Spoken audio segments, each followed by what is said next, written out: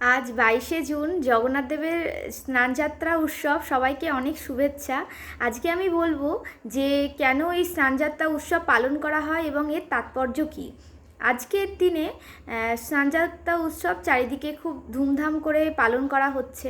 এটার মেন উদ্দেশ্য যেটা কারণ এটা করা হয়েছিল, স্কন্দপুরাণে বলা হয়ে থাকে রাজা ইন্দ্রদ্যুম্ন যাকে ভগবান শ্রীকৃষ্ণ নির্দেশ দিয়েছিলেন যে তিনি শবরদের যে দেবতা যেটা জগন্নাথ দেব তাকে পুরীর শ্রীক্ষেত্রে প্রতিষ্ঠা করার জন্য যখন তিনি এই নির্দেশ পান, তিনি যখন কাঠের প্রতিমা নির্মাণ করছিলেন জগন্নাথ দেবের, এটাই হলো স্নানযাত্রার দিনকেই এই নির্মাণ কার্য সম্পূর্ণ হয়ে এবং এটা সেদিনকেই প্রাণ প্রতিষ্ঠা সম্পূর্ণ হয়েছিল।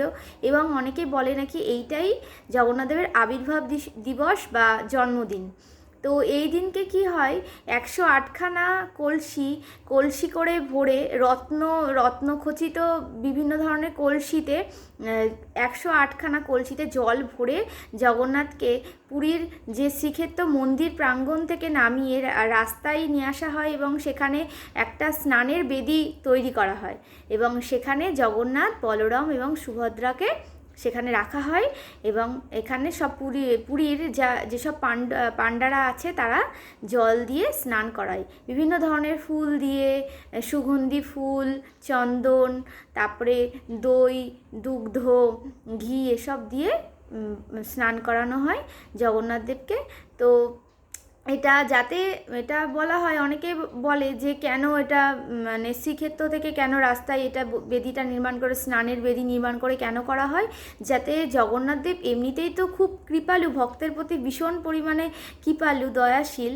তো যাতে সব ভক্তরা তাকে দর্শন করতে পারে, সেই জন্যই সে তার স্নানযাত্রা তার স্নানযাত্রাটা আর কি সেই স্নানের বেদি নির্মাণ করে সেখানেই করা হয়ে থাকে। তো এখন এটা বলা যেতেই পারে যে স্নানযাত্রা এত স্নান করানোর পর আর কি জগন্নাথ দেবের ভীষণ পরিমাণে শরীর খারাপ হয়, জ্বর আসে। তো আমরা সাধারণ মানুষের যেমন জ্বর আসে তারও নাকি এরম জ্বর আসে। তারপরে বলা হয় যে স্নানযাত্রার পরের দিন থেকেই জগন্নাথ দেবের 15তম দিন পর্যন্ত তাকে অনাবসর কাল এটা বলা হয় এবং তখন কেউ পুরীতে কেউ জগন্নাথ দেবকে দর্শন করতে পারবে না, সেই সময় পূজা নিষেধ।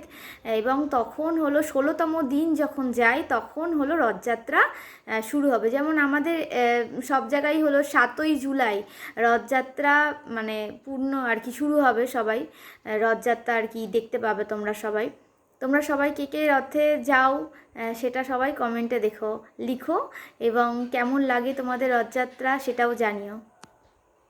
নমস্কার।